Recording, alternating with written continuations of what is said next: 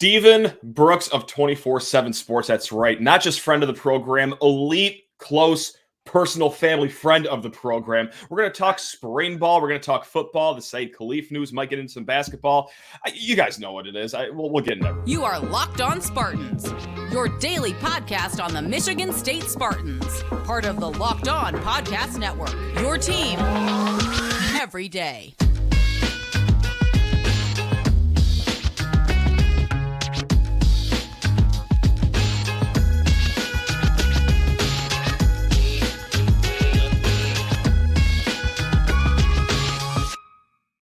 Spartan friends, Spartan family, Locked On Spartans listeners, thank you so much for tuning in to Locked On Spartans, your team in green and white 5 days a week, even if it's the offseason for football and basketball. And with that said, after working his you-know-what off, after a football season and a basketball season, and after chasing every last call in the city that they call the Big Apple, we got Stephen Brooks here. We said, hey, let's just keep beating the brakes off you. Let's give you no days off.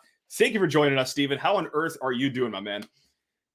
I'm doing all right, man. I'm happy to be home for now and everything, but like I was just saying to some other folks, by Thursday or Friday, I'm going to wish I was in Houston, and sort of getting ready for all that.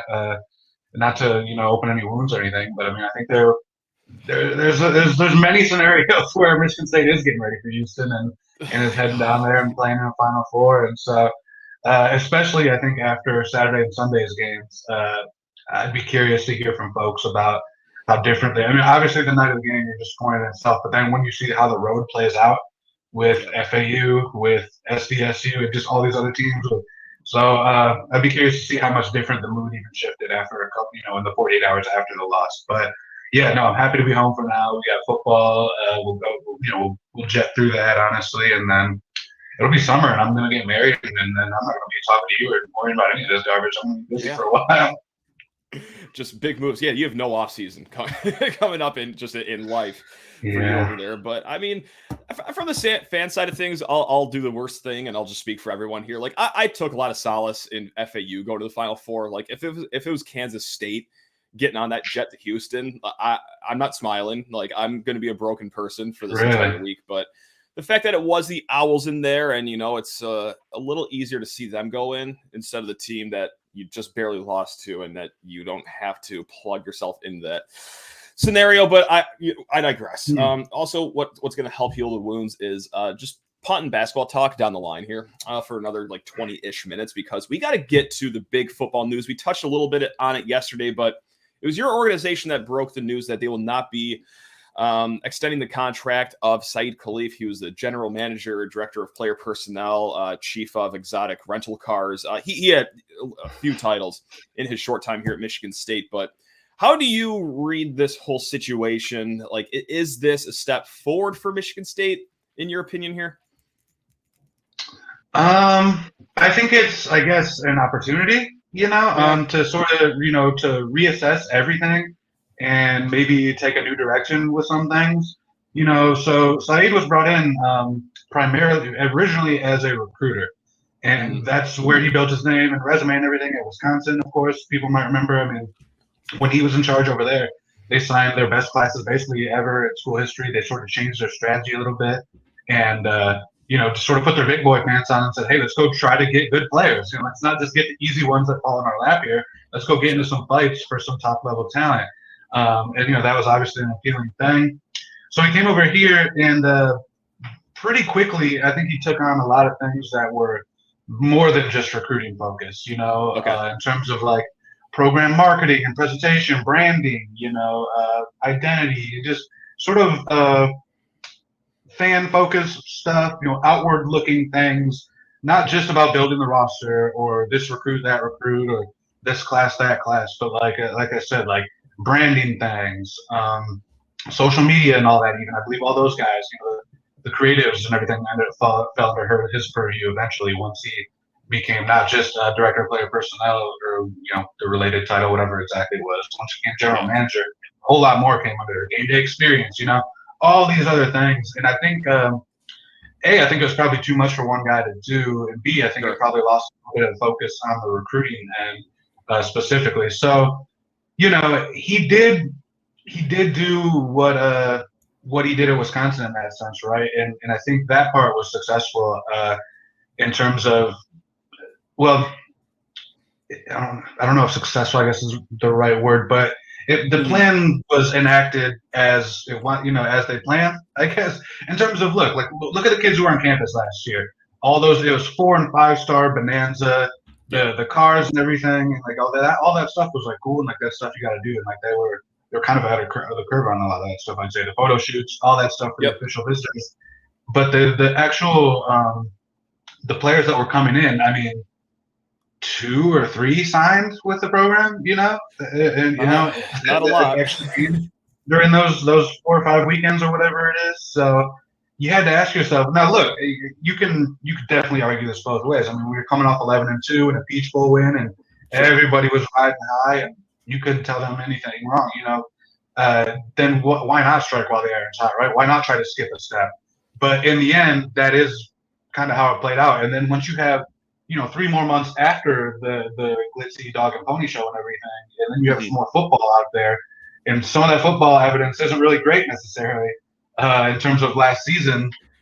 Then you end up in a tough spot where, like, man, that summer hype did not match the production of the fall. So there was that element, and so you don't want to fault them, I don't think, for trying to get good players, of course, but there was always an element of like, is this really realistic? Your official visitor spots are limited. You can only bring in, I think, 60-something, maybe it's 80-something. Maybe lower than that. But you can only have so many official visitors that you pay for, 2-day deal, red carpet, all that. And so it was always like, oh, man, like, all right, 5-star such and such, like Harold Perkins or whatever. I don't even know if he came up or one, but he was always in that discussion. But, 5-star such and such from Texas, never been here before. Let's bring him up. All right, he left, never heard from him again. So was that really a good use of one of those spots? I don't know. So all that to say, especially now where there's no way they could have last summer, this upcoming summer now, I would say, because I think a lot of those kids, that shine has dulled a little bit. They're not coming off 11-2. They're no longer like this brand new staff. They're actually in year 4 now with a lot of data behind them. So I think it's an opportunity to reset and maybe get a little bit more grounded in reality. Try not to skip a step in the recruiting realm as they were doing and almost pulled off, to their credit. But I do think they have to sort of be a little bit more realistic about the targets that this program can get right now and worry about development as well. Whenever you get these guys, develop them. You're not going to get a lot of just add water and stir type of players, as you can say, at this stage. Maybe that'll change, but that's really the main thing, I think, is it allows them an opportunity to maybe reset their strategy, just reevaluate everything that they're doing from these guys recruiting enough, recruiting the right way, the right places, the right kinds of players, all that stuff. I think the recruiting office itself will take a pretty big, turnover, see a lot of turnover, a refresher type of deal there. And so whether it's to your original point, I've said a lot here, but I don't think it was just. I can say this: it wasn't strictly performance-based. I guess I'll say that. It wasn't a situation where Tucker came in and said, "You're not doing the job right. Get out." There's more to it than that. I can't really say a whole bunch about it, but there's more to it than that. Is all. Sure. Gotcha. There is one take that I had on the whole thing yesterday that I want to get to in a hot second, but this is what we call in the podcast industry a tease here, Steven. So I'm going to put you on ice here, let you think about what could come out of my mouth next. But first, I just need to talk to people's ear off about FanDuel Sportsbook.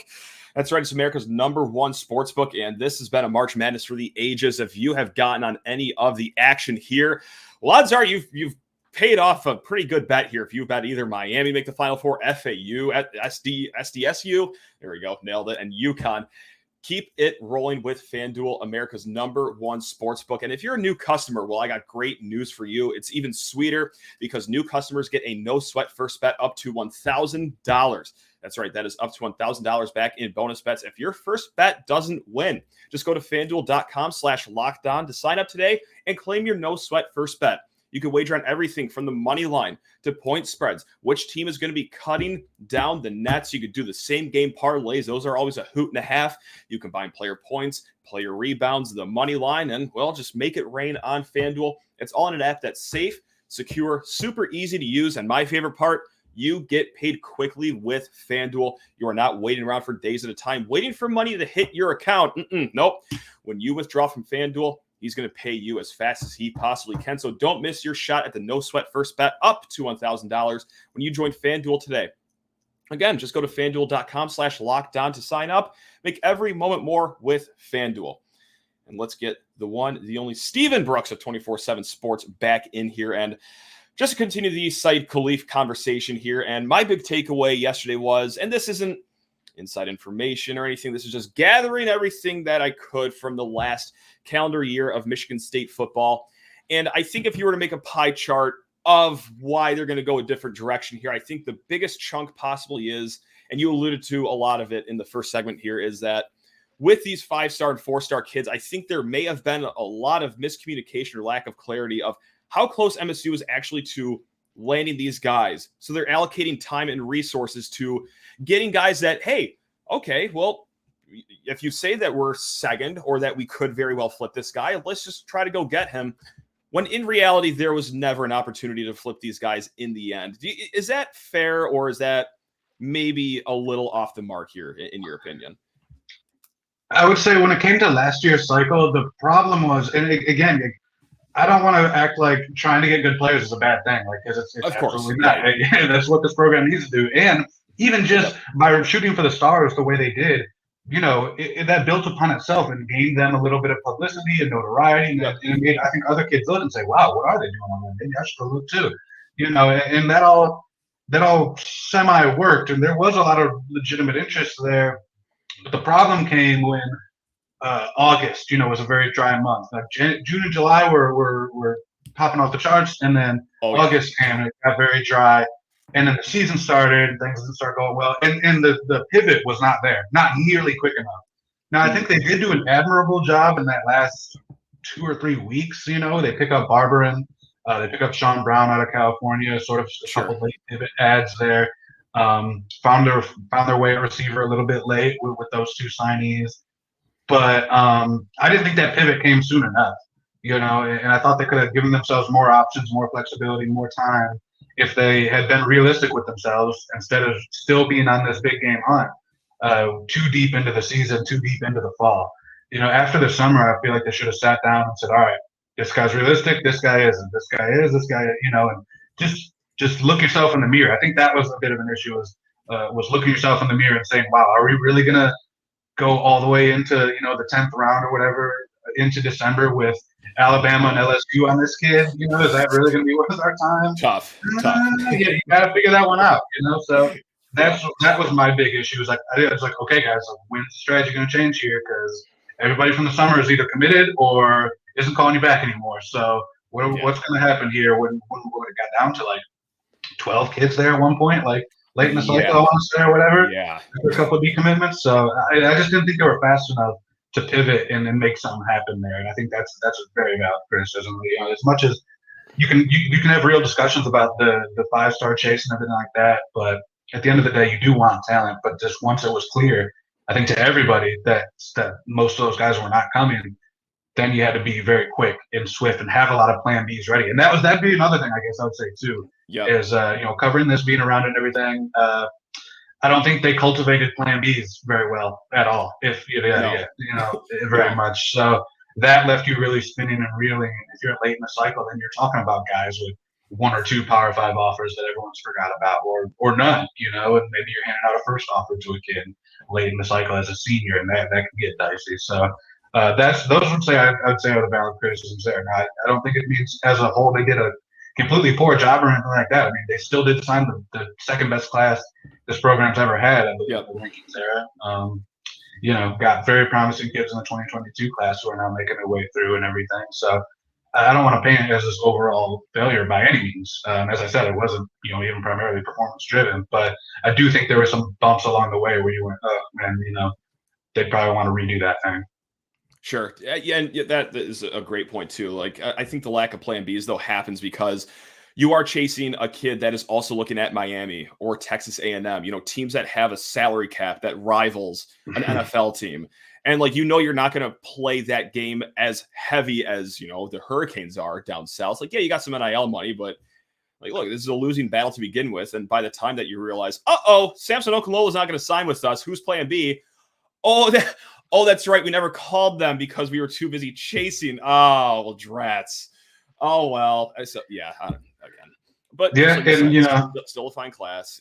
Coming off a 5-7 season, still a fine class. But yeah, there needs to be a change of strategy, if you will. Yeah, and there's a couple other ones like I could tell you over a beer, but situations where MSU kind of got the short end of the stick, whether it was on communication or just an NIL deal at the last moment or whatever. But there were at least a handful of situations where the class would have ended up looking better than it was. And it was still a good class. Again, let me reiterate that. Still a good class this 2023 cycle, but could have even been better.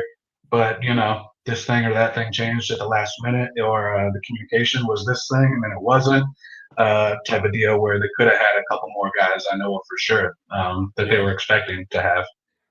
Well, one day we will talk about Kedrick Reeskano's commitment over a beer. But until then, let's talk about a guy that really hasn't gotten a lot of shine here on the podcast because, well, it has been full bore basketball season the last few weeks here. Jim Salgado. That's right. The 10th assistant opening was left there when Brandon Jordan went to the NFL, and Mel Tucker, in rather quick fashion, hired long-tenured defensive coach Jim Salgado. He comes here from Buffalo, spent his time at Princeton. Other than just that, the Wikipedia page of things, Steven, what do you know about Jim Salgado and what brought him here to sunny East Lansing? Somebody that I believe, from what I've heard, Mel Tucker has had his eye on for a while. Even going back to building his original staff here, actually. Wow. Which is something I heard a little bit after the fact. Leslie Frazier is one of Tucker's top sort of mentors from the NFL, and he's been cited a lot. When he's had openings like this. I think even with Brandon Jordan, he might have had a word in for him there, or maybe might have been Marco Coleman actually, but. We've heard Leslie Frazier a handful of times when he's had hires to make, and it was same thing here with Jim Salgado. So on the surface, I was surprised that it was somebody of his profile. I definitely thought a DB's coach made sense, and I very quickly heard that's what it's going to be. And then Mel actually said it himself at his press conference. But I thought, okay, so you got Harlan Barnett as sort of the grizzled veteran, or however you want to say it, the old wizard back there. And then it made sense to me to pair a young up-and-comer with him on the other end. So you kind of have every dynamic covered. Like, this guy's got all the experience over here. This guy's the young, energetic recruiter type over here. Put them together, and boom, you've got everything covered there. So in that sense, I was very surprised that Salgado's somebody of his resume and experience would be the choice. The guy hasn't recruited in college in 6-7 years or whatever period, hasn't recruited at the Power 5 level in over a decade. I believe since 2008 at Syracuse was his last year there. In Princeton, there's a certain skill that it takes to recruit there too, because you have to get those kids into school and whatnot. Tough. That's tough. Yeah. But that's probably, that's still, you're not competing, in the blood sport that is recruiting against the SEC, or even just the top tier of the Big Ten. It's just a different deal. So in that sense, I was quite surprised because I thought recruiting would probably be the top trait that Mel was looking for. When that's the recruit everyday mantra and so on and so forth. And that is a position that I think could use, quite honestly, some juice like that. Behind it. I think Tucker brings a lot on his own, but he's still the head coach. He still has a lot of other things going on. So when he's able to invest in DB recruiting, I think it's really effective. But how much time can he do that versus your position coach? You should be doing a lot of that. So we'll have to see. I'm not saying he will not be a good recruiter. I don't know. I just thought they'd go with somebody who has a lot more recent proven experience. Now, that being said, he just came from the NFL where he was on staff in a good franchise for quite a bit. And the NFL, those guys don't suffer fools, right? Like, if you're a dummy, if you're either know nothing, right, you don't hang around for multiple seasons the way he did. Yeah. So I do think that as much as maybe the recruiting part is an unknown, and look, I'm not even going to call it a concern, but it's an unknown, right? Until he shows something, until he proves something. The part where I think MSU fans should be at least a little encouraged is it sounds like this guy's a really good teacher and like a very good technician of technique and scheme and fundamentals, things like that. Things that, as we all know, have been missing in the defensive backfield this entire time under Mel Tucker, Yes. quite honestly, right? I mean, it hasn't been there. Yes. So maybe at this stage of the game, I just talked about development a little bit ago, right? Maybe that's exactly what they need to prioritize. It's just making the guys that we have better, maximizing what they can be, cleaning up all these little the my bads, as Tom Izzo would say. It seems like we see a lot of those out there, and hear a lot of those after games. Maybe somebody that can just tighten the screws and clean up some of the technique issues, and just being a teacher is more important maybe than being this ace 22-year-old recruiter type of guy, or whatever, 24 I guess I should say, something like that. But that's kind of my read on it. It wasn't the profile of the guy I expected, but maybe he's exactly the type of guy they need, when you talk about just being an ace in the classroom, in the meeting room, on the practice field type of guy. That's the spin zone I'm going to take as an MSU fan over here, is that, like, if there's one position on that field that could use like a teacher over just a recruiter, I think I'm going to go with the defensive backfield here after what we've seen the last few years. Speaking of recruiting, though, and like we're not going to get like too far into the weeds here. Again, you're coming fresh off a basketball season. Going to let you decompress and gather more information before we get really into the recruiting nitty-gritty. But I do think it is interesting that Brandon Jordan leaves. And obviously, he was a guy that brought in a lot of visitors here. Got a lot of guys that came last June, July, also landed some of these kids. And he leaves the NFL. We're thinking, well, there goes our shot with a lot of top flight recruits here moving forward. With that said, though, like David Stone still visited not too long ago. Was Brandon Jordan like, do we overrate him as a recruiter? I know that sounds ridiculous because clearly he had an impact here, but like, can Michigan State defensive line recruiting survive without Brandon Jordan, I guess, is the long and short of this question here, highlighted by David Stone's recent visit. Survive, yes. Thrive, I don't know. Okay. Yeah, as it turns out, I think Brandon Jordan opened a lot of doors or got people through the door. Or I should say he opened a lot of doors, opened pretty much every door, right? I mean, like, it's not any lineman in the country who wasn't curious about working with him. So just his presence opened a lot of doors. But the more you hear and talk to some people, and it was a little bit of a damage control, absolutely, probably. But I also think there's a lot of truth in there that he opened the door, but other folks pulled those kids through that door to really show them around, to really get them familiar with the program. I'm not literally just saying on campus visit, but doing the legwork in the recruiting, making the relationships, making the in-home visits, talking to the parents, getting to know whoever is important in that kid's circle. So yes and no. I mean, there's just no way that you're still going to get all the callbacks, all those open doors without them, at least for now. Now I do know that there's a lot of confidence in Byron Reynolds to be a very good recruiter here. Again, I think it's a little bit of TBD on him as well.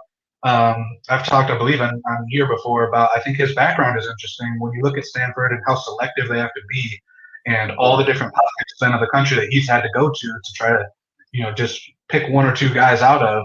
He then has a lot of relationships across the country, and the way it was explained to me was like, just let him get settled in here, and with his resume and his personality, he's going to be doing, he's going to be able to do damage on the recruiting show for MSU. So I said, okay, I mean, withhold judgment there. But the thing is, BT just gave them instant credibility. Like I said, every high-level guy wanted to work with him. If you hadn't heard of him, it took 2 seconds to go on his social media and see what he was all about, and the people who trusted him to work with him.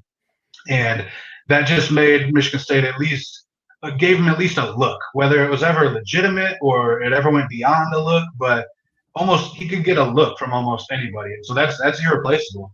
Can Byron Reynolds be a very good recruiter? Sure. Definitely, but I don't think he can go down the top, and not to say our rankings are gospel or anything, but let's say they're bored. I don't think he can go through top to bottom and just get every kid, boom, to turn their head immediately just by saying his name yet. So, that's a really hard thing to do. So was he overrated? I would say no, but I don't think it's also the end of the world with him gone. Okay. But that's where the pieces fit together, right? It's like he would get you the introduction, and then somebody else was really kind of pulling you through and signing, getting you to closing day there. But without that introduction, it never goes anywhere to begin with, of course. So little bit of chicken and the egg type of situation going on here, where that's pretty much how I see it. So I think it's still potentially in a good place. We just have to see it. But I would still say they're probably not going to be at that high level in terms of interest right away. So not overrated, not end of the world. You're just asking us to be level-headed about this, rational about this. I don't. Well, I'll try my best. I don't know about everyone else, but I can promise you my effort. The one thing about Diamond Reynolds too, and we don't have to get into this, but like it's just one thing I want to throw out there. Would have loved to see longer than a 1-year contract, because that's one thing you can preach to these kids is just the continuity of your coaching staff. And I think that's also why Mel didn't let anyone go on this staff. But I digress. We can get to that later, and maybe they'll work something out later on. But one thing before we let you go here, we're going to bookend this. We're going to start the conversation with basketball, end it with basketball.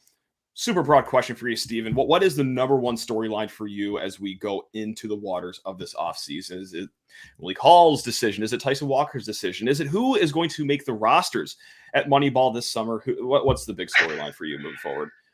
It's easy. It's got to be both those guys, Hall and Walker, because they're the difference between a top 10 preseason team and a top 3. If both come back, the number for me has been 3. They're no lower than 3. Now, I don't know who's bringing in what class at some of these blue bloods or whatever. That can always be a thing. People get caught up in that hype. But if both those guys come back, no, they're no lower than 3 coming into next season. And then the expectations already are bubbling pretty high, I think, right now. But if both come back, I think Malik Hall's more likely at this point. I wouldn't rule out both, though.